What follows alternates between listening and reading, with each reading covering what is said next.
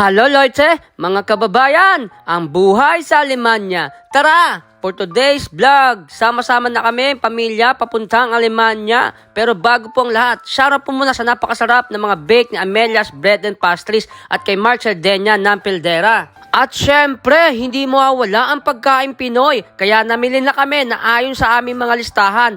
Halos matatagalan na kasi ang aming pagbalik sa Pilipinas. At di mawawala ang pampasarap at pampalasa.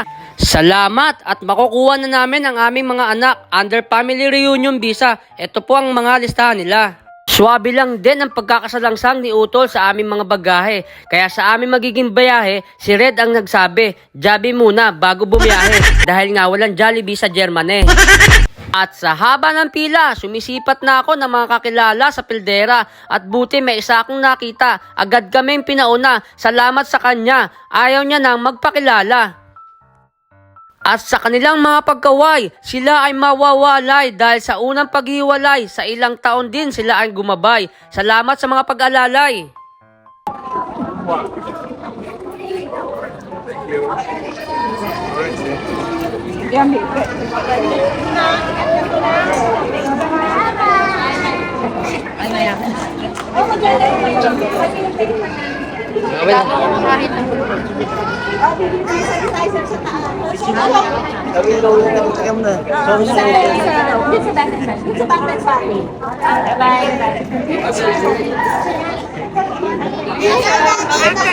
Okay na, I love you. Bye-bye.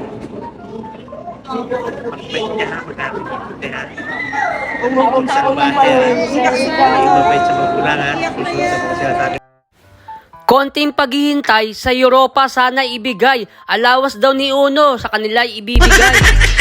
At sa immigration naman, dapat nakaready na ang iyong OSC, e-travel, passport, boarding pass, residence permit at visa.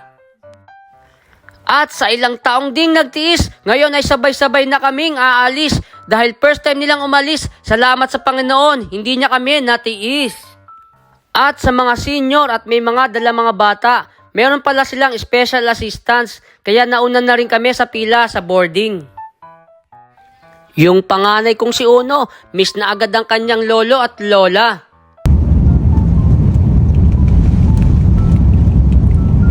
Yung bunso ko naman na si Siret, halos excited na rin makaalis.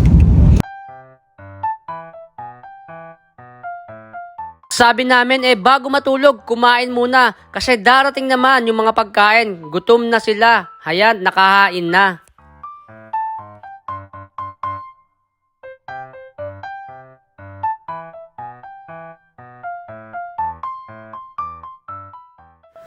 At safe na nga nakapag-take off ang aming unang biyahe. Halos 11 hours din mula Manila to Turkey, Istanbul. Hindi na nga kami nakapag-ikot dahil 1 hour lang ang aming layover. From Turkey to Düsseldorf, Germany man, halos 3 hours din ang aming magiging biyahe.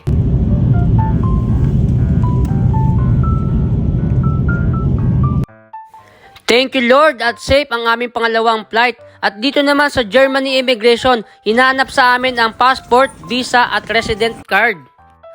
Habang nag-aantay naman sa aming mga bagahe, nag-book na ng 8-seater ang aking asawa. Hindi na kami nakapag-train dahil nga sa dami at bigat ng aming mga bagahe.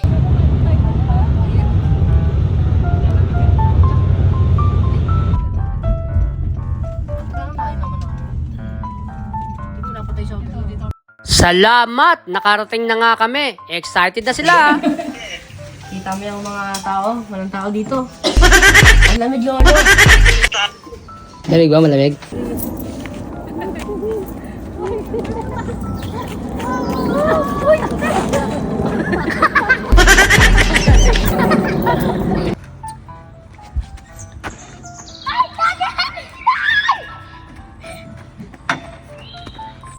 Salamat sa Panginoon. Yun ang aming masasabi. Hanggang dito na lang po. Please like, follow, and share. Ciao!